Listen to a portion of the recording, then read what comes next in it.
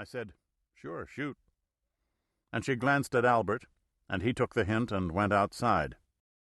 I said we might as well sit, and we went to a bench at the wall, but the door opened again, and a man and woman entered, crossed to the elevator, and stood. Amy Denovo said, "It is rather public, isn't it?" I said a few minutes, but I suppose it might be more than just a few. If you could. And it's very personal. I mean, personal to me. I hadn't noticed the dimples before. They are always more taking on a dark skin than on a light skin. "You're 22, I said. She nodded. "Then maybe 1 minute will do it. Don't marry him now, you're too young to know. Wait a year at least, and—" "Oh, it isn't that. It's very personal." "Don't think marriage isn't personal. It's too damn personal, that's the trouble. If you mean a few hours, not a few minutes, I'm sorry. I have an 8 o'clock date, but there's a place around the corner that sells drinks and makes good egg and anchovy sandwiches, if you like anchovies." "I do."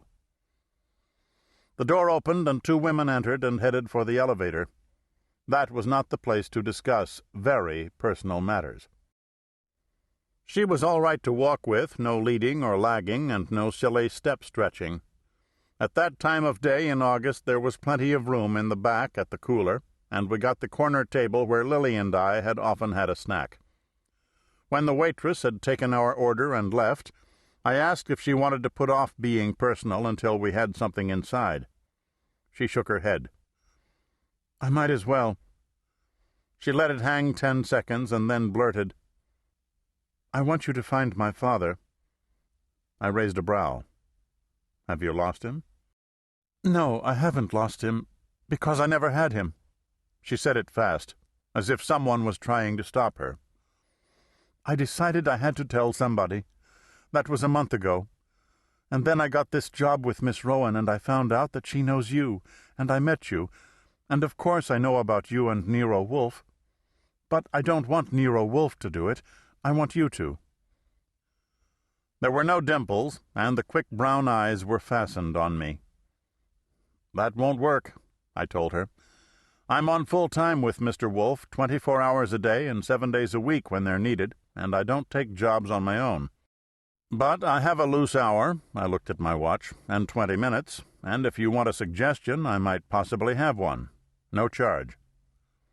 "But I need more than a suggestion." "You're not in a position to judge. You're too involved." "I'm involved, all right." The eyes stayed at me. "I couldn't tell this to anybody but you. Not anybody. When I met you last week, the first time, I felt it then. I knew it. That you were the one man in the world that I could trust to do it.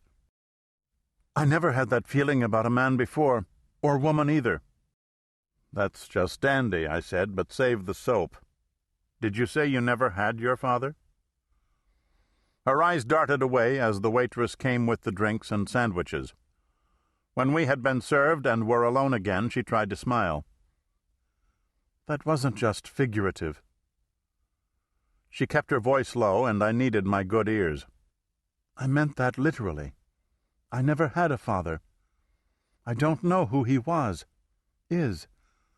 I don't know what my name is, what it should be. Nobody knows about it, nobody.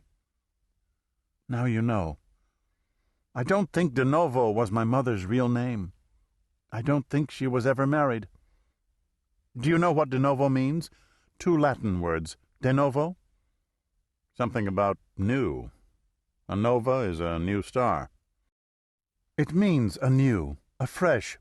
She started anew, afresh. She started over. And she took the name Denovo. I wish I knew for sure." "Have you asked her?" "No. I wanted to. I was going to. And now I can't. She's dead." "When did she die?" "In May. Just 2 weeks before I graduated. By a car, a hit-and-run driver." "Did they get him?" "No, they haven't found him. They are still looking. They say they are." "What about relatives? A sister? A brother?" "There aren't any." "There must be. Everyone has relatives." "No, none.